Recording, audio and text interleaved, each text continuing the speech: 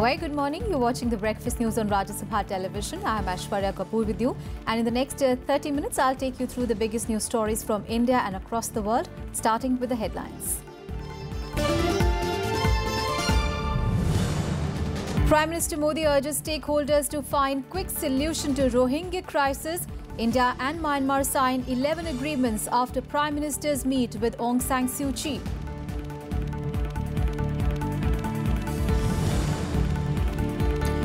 India must be prepared for two-front war, says the army chief.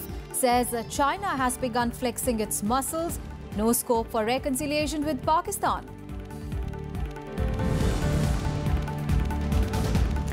Centre seeks report from Karnataka government on murder of journalist Gauri Lankesh. A 21-member SIT team set up by the state government to probe the killing.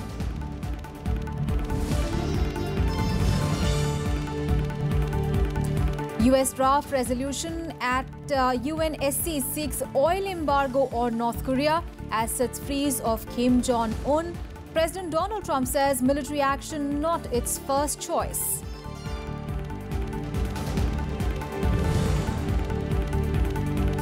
And Hurricane Irma batters North Caribbean islands. Deaths reported as strongest ever Category 5 storm recorded in Atlantic batters Antigua and Barbuda.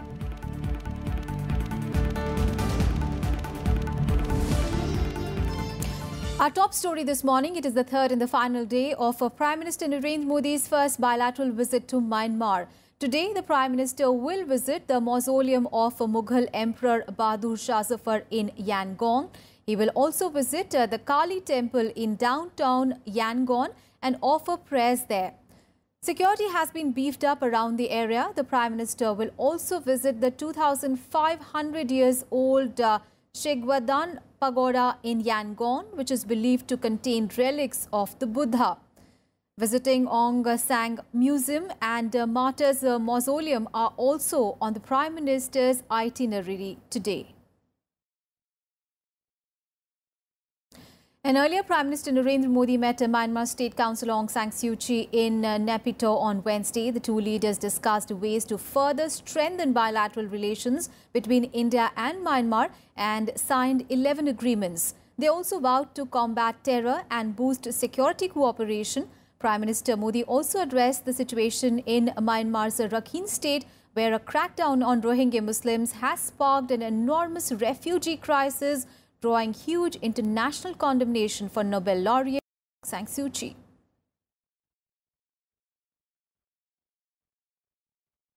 On his first bilateral visit to Myanmar, Prime Minister Narendra Modi urged all stakeholders to find a quick solution to the humanitarian crisis sparked by the Rohingya exodus. In a joint statement with State Councillor Aung San Suu Kyi, Modi said India understands Myanmar's problems. जिन चुनौतियों को आप मुकाबला कर रही हैं, हम उन्हें पूरी तरह समझते हैं। रखाइन स्टेट में चरमपंथी हिंसा के चलते खासकर सिक्योरिटी फोर्सेस और मासूम जीवन की हानि को लेकर आपकी चिंताओं के हम भागीदार हैं। चाहे वह बड़ी शांति प्रक्रिया हो या किसी विशेष मुद्दे को सुलझाने की बात, हम आशा करते हैं कि सभी स्टेक होल्डर्स मिलकर ऐसा हल निकालने की दिशा में काम कर सकते हैं जिससे म्यांमार की एकता और भौगोलिक अखंडता का सम्मान करते हुए सभी के लिए शांति, न्याय, सम्मान और लोकतांत्रिक मूल्य सुनिश्चित होंगे। The Prime Minister said that deepening the relationship with Myanmar is a priority for India. He also emphasized scaling up the security cooperation between the two countries. Suu Kyi thanked Prime Minister Modi for taking a strong stand on the terror threat faced by Myanmar recently. We would like to thank India particularly for the strong stand that it has taken with regard to the terrorist threat that came to our country a couple of weeks ago. And we believe that together we can work to make sure that terrorism is not allowed to take root on our soil or on the soil of our neighboring countries.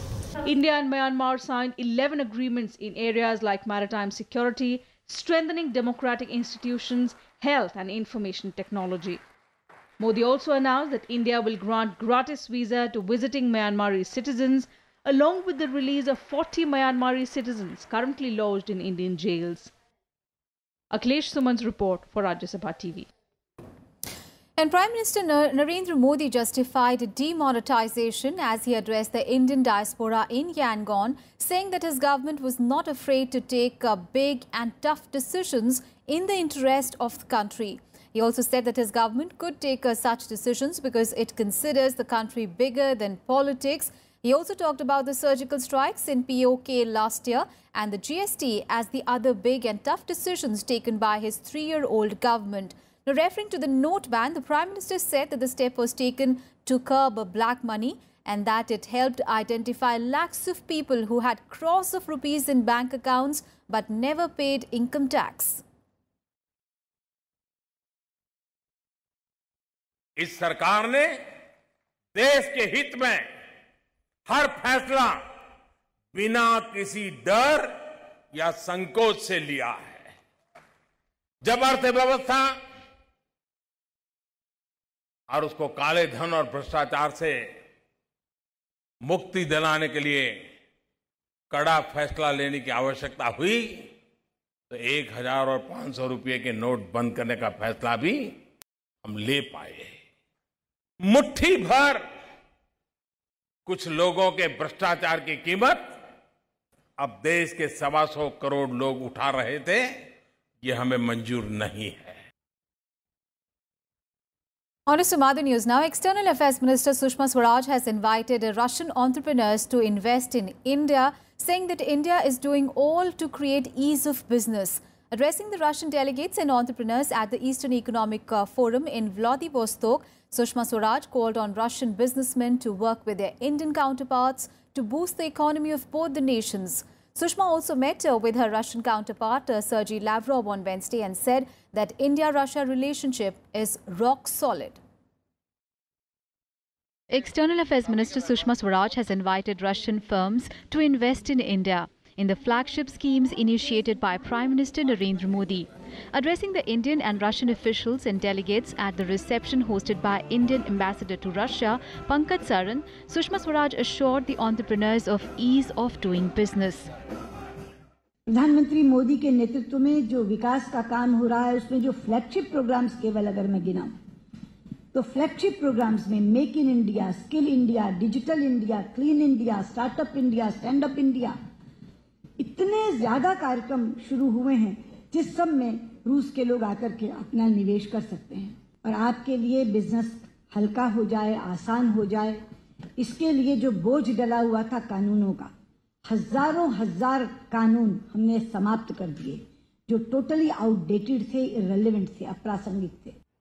Speaking at the India-Russia Business Dialogue at the Eastern Economic Forum, Sushma Swaraj called on Russian entrepreneurs to work with their Indian counterparts to develop a supply and manufacturing chain to help generate employment in the two countries. She also sought investment from the business community in Russia to help the two countries achieve the $30 billion bilateral trade target by 2025. Bharat और रूस दोनों के उद्यमी संयुक्त उद्यम लगा सकते हैं और आपूर्ति एवं उत्पादन श्रृंखला विकसित कर सकते हैं जिससे एक दूसरे के देश में रोजगार का सृजन होगा और खुशहाली आएगी। Earlier on Wednesday, the External Affairs Minister also held bilateral talks with Russia's Deputy Prime Minister Yuri Trutnev and her Russian counterpart Sergei Lavrov on the sidelines of the forum. In the meeting, Sushma Swaraj said that ties between the two nations were rock solid. Issues of trade and investment and defense cooperation were discussed in the meetings. Sushma Swaraj's visit to Russia comes just days after a meeting between Prime Minister Narendra Modi and Russian President Vladimir Putin in China's Xiamen city on the sidelines of BRICS summit. Bureau Report, Rajya Sabha TV.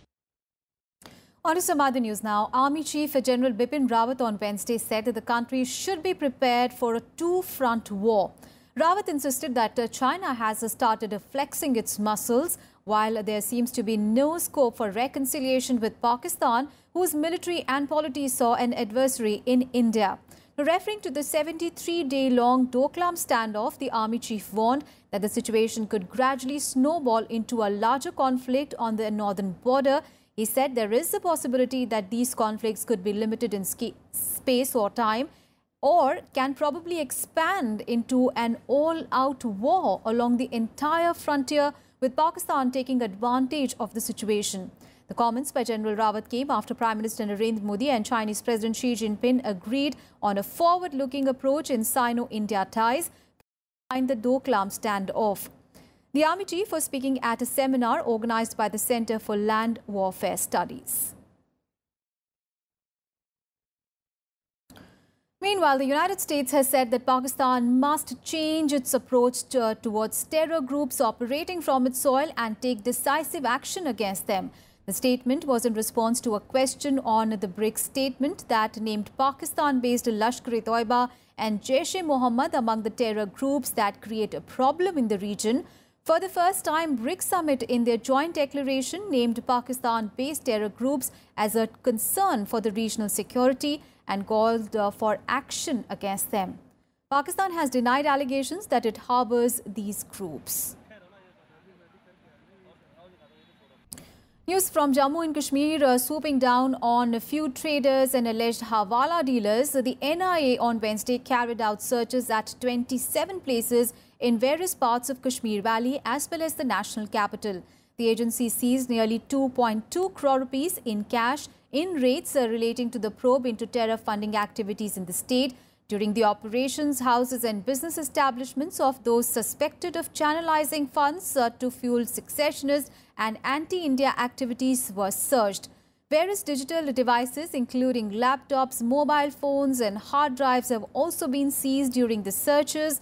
The raids committee after the NIA arrested 2 persons, including a freelance photojournalist who allegedly indulged in stone pelting and mobilizing support against the security personnel through social media.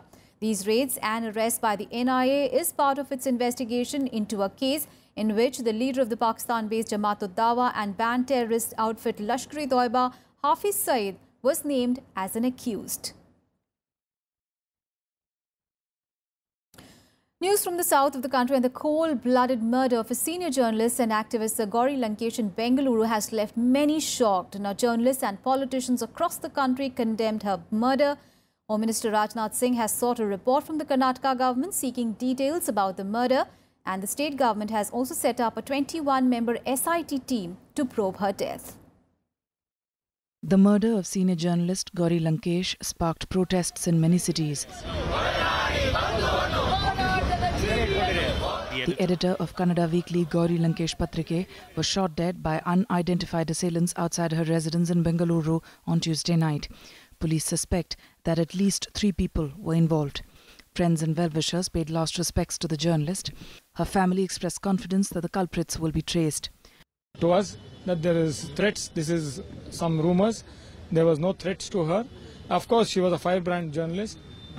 She was an aggressive journalist. The CCTV has captured completely of what has happened, and the investigation has to take place. And I'm requesting the police that in front of me or my mother, they have to open the CCTV. The Home Ministry also sought a report from the Karnataka government on the killing. Chief Minister Siddaramaiah announced a 21-member special investigation team to probe the killing. Karnataka IGP Intelligence will head the team. You please constitute a SIT, Special Investigation Team, headed by a senior officer, IG level officer, and also other officers whomsoever he wants. And that is going to be constituted immediately, and they will take up the investigation very seriously. Politicians expressed shock and anger at the cold-blooded murder.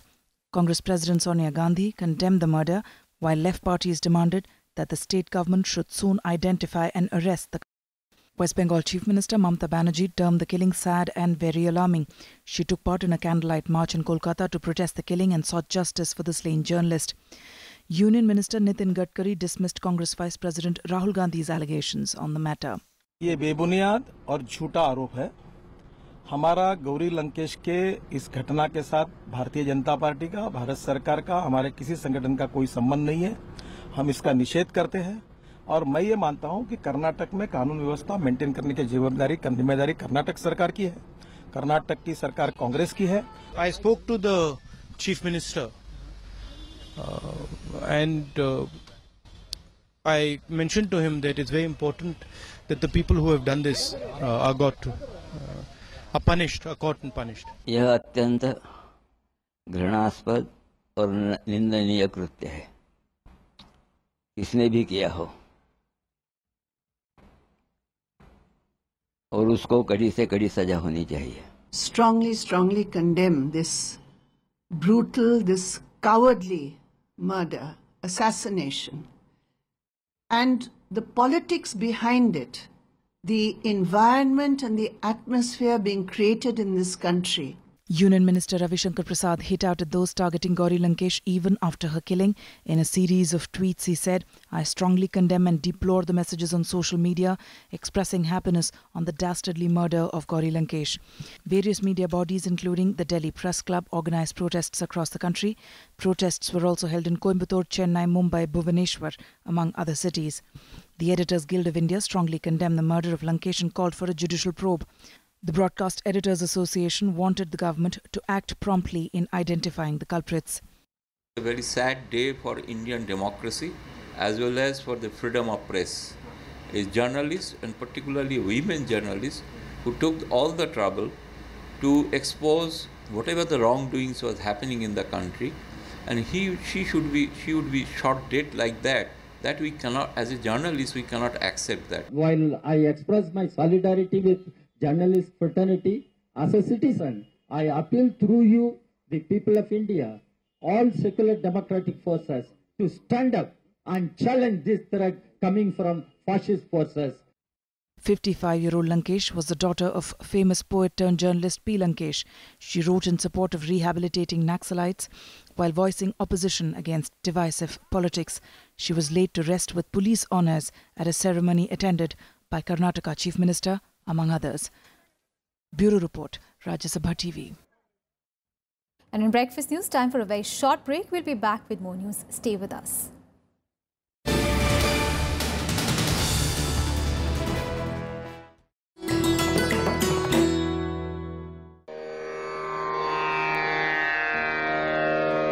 The sacred relics of Buddha were unearthed in Piprava in Uttar Pradesh. Buddhist monks from all over the world visit the National Museum to pay their respects. These charred bone fragments of Buddha are housed in the gold canopy gifted by the royal family of Thailand.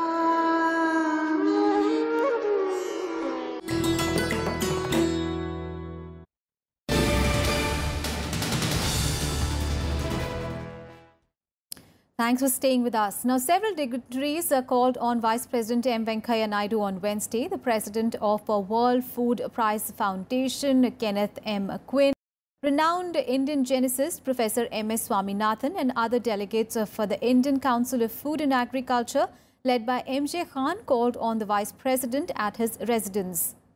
The Chief Minister of Manipur, Biren Singh, also met the Vice President M. Venkaiah Naidu on Wednesday. And the Union Minister of State for Housing and Urban Affairs, Hardeep Singh Puri, was also among those who called on the Vice President on Wednesday.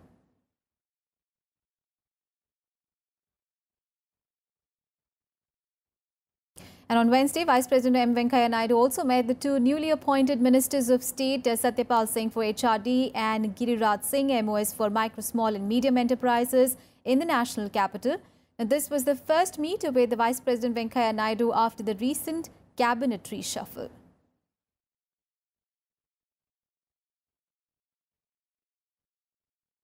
On to international news now. The US is seeking to slap an oil embargo on North Korea. It also seeks to freeze the assets of leader Kim Jong-un in response to Pyongyang's sixth and the most powerful nuclear test. A US drafted resolution has now been circulated at the United Nations Security Council. However, President Donald Trump called on Chinese President Xi Jinping and said that military option against the North was not the first choice. The US has asked the UN Security Council to slap an oil embargo on North Korea and freeze the assets of leader Kim Jong-un. A US drafted resolution at the UNSC also called for banning textile exports and ending payments made to North Korean laborers sent abroad.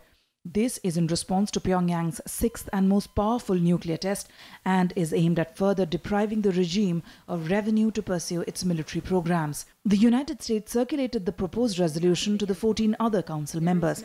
The US presented the new raft of measures after President Donald Trump spoke on phone with his Chinese counterpart Xi Jinping and told him that military action against North Korea was not his first choice. We're going to see what happens. We'll see what happens. Certainly that's not our first choice, but we will see what happens. Thank you very much. The US has urged China, which is the North's main trading partner, to put more pressure on Pyongyang to limit its controversial missile program. President Xi has told Trump that China is firm on solving the Korean Peninsula nuclear issue through talks and peaceful means. On the other hand, Russian President Vladimir Putin met his South Korean counterpart Moon Jae-in on the sidelines of a conference on economic development of Russia's Far East in Vladivostok. While Putin called for talks with North Korea, Moon called for Moscow to support stronger sanctions against Pyongyang. 이 지역이 당면한 가장 시급하고 중대한 도전인 북한 핵미사일 문제를 조속히 해결하는 것이 무엇보다 중요하다는 데 의견을 같이 하였습니다. 저와 푸틴 대통령은 북한이 추구하는 핵미사일 개발은 잘못된 길이며 одними лишь санкциями и давлением невозможно. Не стоит поддаваться эмоциям и загонять Северную Корею в угол. Сейчас, как никогда, всем необходимо проявить хладнокровие и избегать шагов, ведущих к эскалации напряженности. Russia also informed that its delegation may meet with the delegation from North Korea on sidelines of the Economic Forum in Vladivostok this week. Как я понимаю, делегация Корейской Народно-Демократической Республики на Восточном экономическом форуме состоит из представителей экономического блока, правительства КНДР. У нас здесь тоже есть представители экономических министерств и ведомств. Так что, думаю, по линии профильных структур двух стран контакты состоятся. Japanese Prime Minister Shinzo Abe, who arrived for the forum, said North Korea has no bright future if it continues on its current path. 政策を進めていくと、今の道を進んでいくんであれば、未来はない、明るい未来はないということを理解させ、現在の政策を変えさせなければなりません。そのためにも日露で、あるいは国際社会で連携していく、そのための会談を。North Korea on Sunday triggered global alarm when it detonated what it described as a hydrogen bomb designed for a long-range missile. The detonation was followed by signs that Pyongyang was preparing a new missile launch. Bureau Report, Rajya Sabha TV. And more international news, deaths have been reported as Hurricane Irma battered northern Caribbean islands on Wednesday. Islands of Antigua, Barbuda, St. Martin and St. Barts felt the fury of Category 5 storm, which is one of the strongest ever recorded in the Atlantic. Later today, the eye of Irma will pass just north of Puerto Rico, where evacuations are underway. Thereafter, the storm will graze by the Dominican Republic, Turks and Caicos and the southeastern Bahamas. Now, all of these islands can expect stormy winds, heavy rainfall and coastal storm surge. Widespread damage in northern Caribbean islands after Hurricane Irma blasted through, packing devastating winds and rain. Irma's core has a maximum sustained winds of 295 km per hour, well above the threshold of a Category 5 storm. Antigua and Barbuda have been affected, with the storm damaging more than 90% of the buildings here. Prime Minister Gaston Brown said after visiting the island that it was a total devastation. One fatality, an infant, has been confirmed, and there is currently no water or phone service for residents. The hurricane has also caused considerable damage on French island territories in the Caribbean. At least 2 persons died and 2 others were seriously injured on St. Barts and St. Martin. Irma destroyed government buildings, tore roofs from houses and left the islands without power or communications. Officials say some of the strongest buildings on the island have been destroyed, boding ill for weaker structures on Saint Martin. French president says the impact of Irma would be hard and cruel. Nous venons ainsi de faire un point très détaillé sur la situation après le cyclone qui, durant la journée, a profondément attaqué, puisque c'est bien le terme qui convient, ces deux îles. The storm also hit Antigua, a British overseas territory in the Caribbean. British government says it is in touch with the overseas territories caught up in Irma and was doing everything to help those affected.